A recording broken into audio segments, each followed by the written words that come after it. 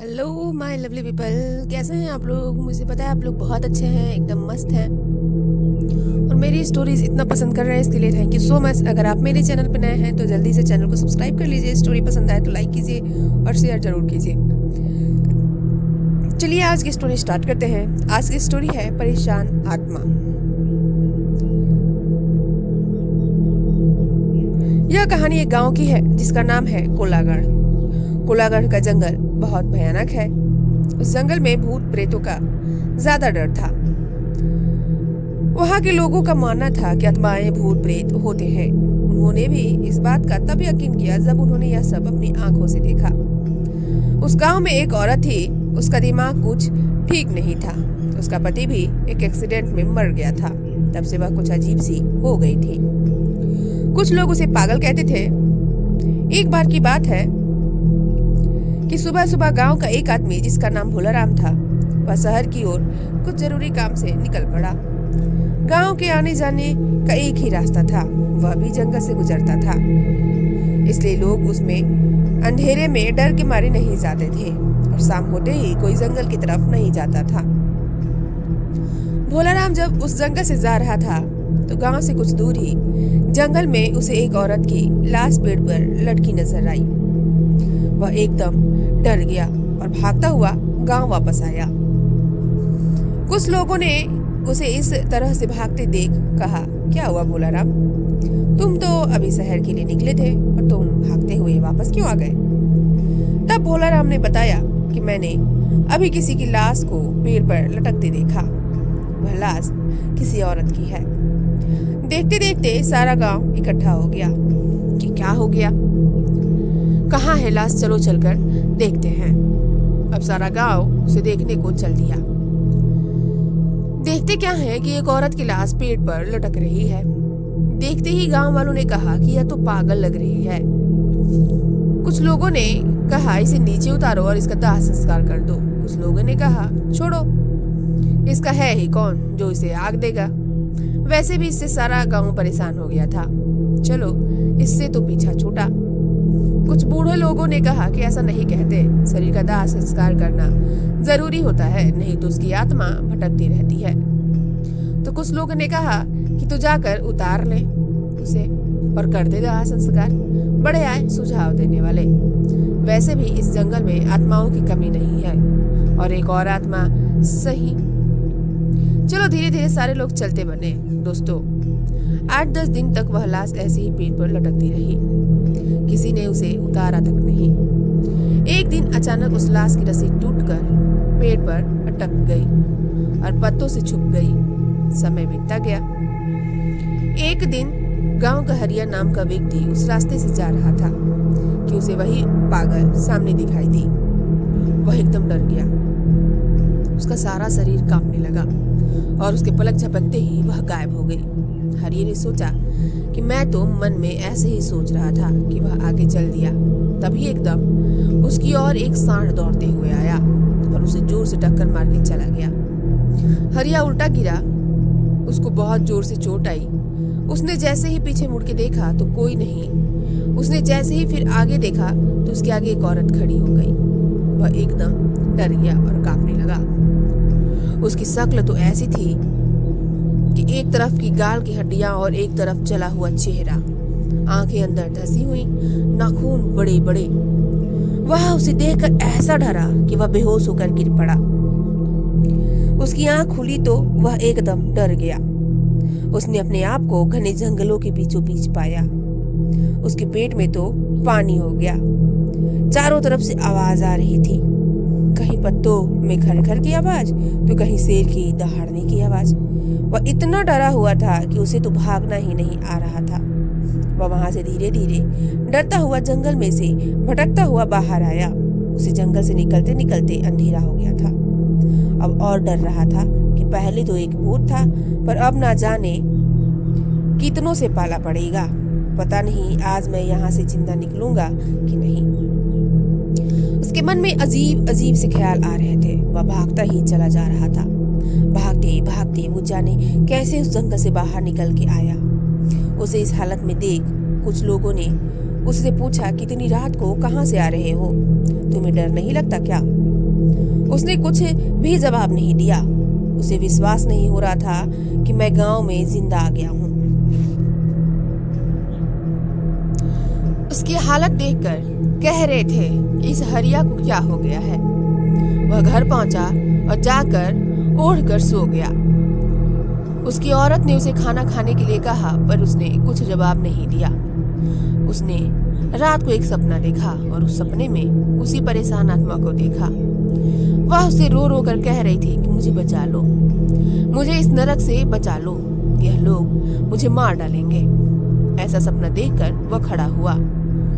उसके पसीने निकल आए थे और वह यह सोच रहा था कि यह सब मेरे साथ ही क्यों हो रहा है। सुबह हो गई लेकिन हरिया नहीं जागा, तो उसकी पत्नी ने उसे जगाने के लिए हाथ लगाया तो उसे उसके चेहरे में उसी का चेहरा दिखा।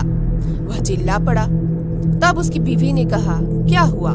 तुम शाम से कुछ अजीब से डरे हुए लग रहे हो। न शाम को खाना खाया? तुम्हें आखिर हुआ क्या है, मुझे बताओ। तब उसने सारी बात अपनी बीवी को बताई। तब जाकर वह समझी कि आप तभी परेशान हो।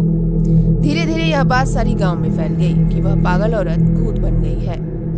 तभी कुछ लोगों ने बताया कि रात को यही आवाज कुछ लोगों ने सुनी जो जंगल से आ रही थी कि मुझे बचाओ, मुझे इस नरक से निकालो।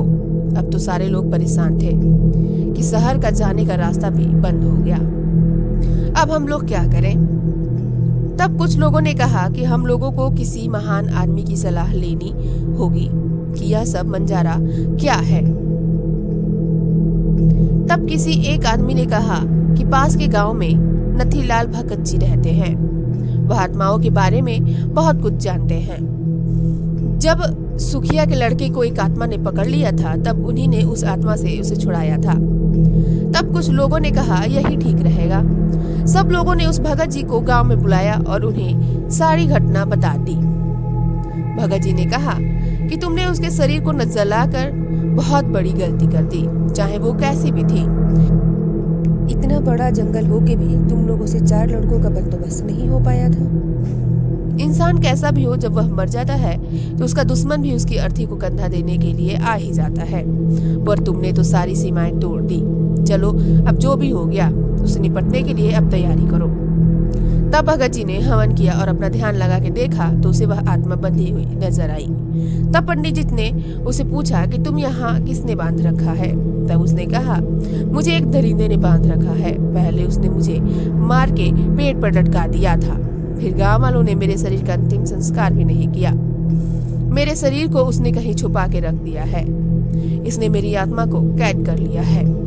जब तक मुझे मुक्ति नहीं मिलेगी इससे, जब तक मेरे शरीर का अंतिम संस्कार नहीं हो जाता, मैंने हरिया को भी यह बात बतानी चाहिए।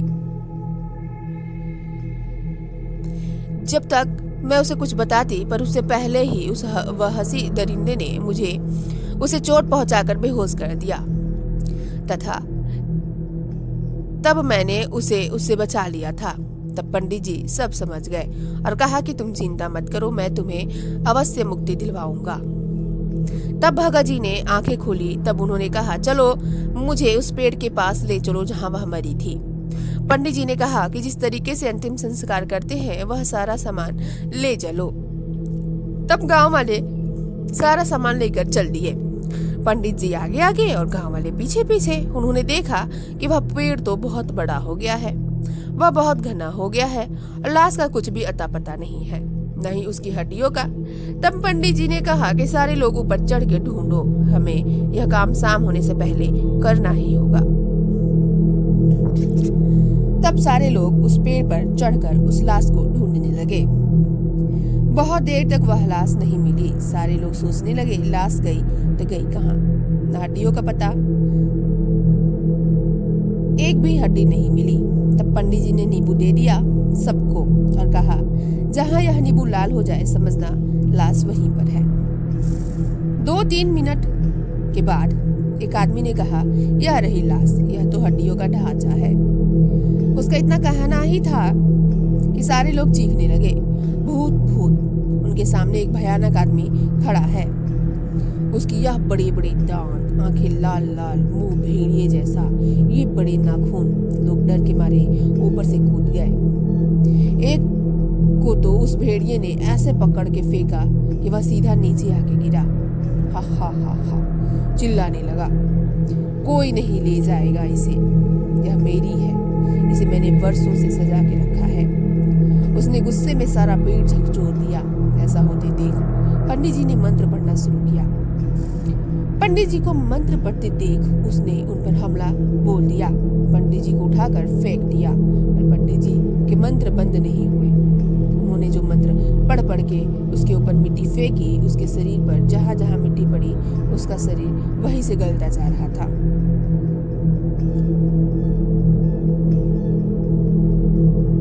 उसका एक हाथ टूटकर गिरा। वह पंडित जी के ऊपर ऐसा झपटा, पंडित जी उसे जगह से हट गए और वह नीचे गिर गया। पंडित जी ने फिर मंत्र पढ़ के उसके शरीर पर मारा। वह वहीं ढेर हो गया। उसकी आत्मा निकल के एक गांव वाले के अंदर घुस गई। उसने गांव वालों को ही मारना शुरू कर दिया। उसने तो एक का सिर फाड़ दिया और एक का हाथ चबा गया। इतना खतरनाक होता जा रहा था। उधर शाम होती जा रही थी। तब पंडित जी ने उसकी और रस्सी फेंकी और दूसरी ओर एक आदमी ने पकड़ के उसे एक पेड़ से बांध दिया और उसको 2-4 मंत्र पढ़ के मारे और लोगों से कहा, शाम होने वाली है, इससे पहले यहाँ और आत्माएं आए, पहले उस शव को नीचे उतारो और उसका अंतिम संस्कार कर दो। तब कुछ लोगों ने उसे उठाकर लकड़ियों पर लिटाकर आग लगा दी। वह पेड़ से बंधा हुआ चिल्लाए जा रहा था, मत जलाओ उसे, मत जलाओ। उसे देखते देखते वह हड्डियां राख में परिवर्तित हो गई।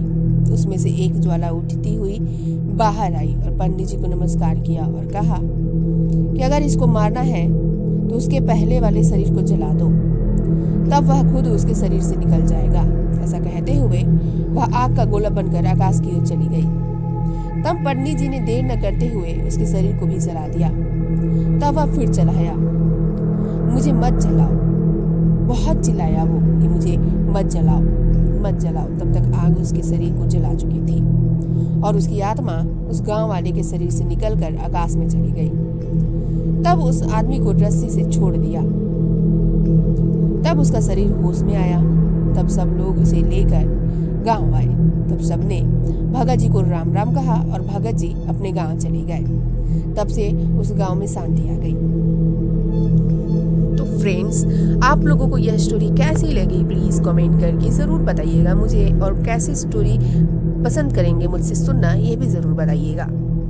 अगर आपके पास भी ऐसी कोई मजेदार सी कहानियां हैं जो सच्ची हैं तो प्लीज मुझे कमेंट करके बताइएगा और मुझे शेयर कीजिएगा। मिलते हैं आप लोगों से नेक्स्ट मजेदार स्टोरी में। तब तक के लिए खुश रहिए, मस्त रहिए, स्वस्थ रहिए। Bye bye, take care.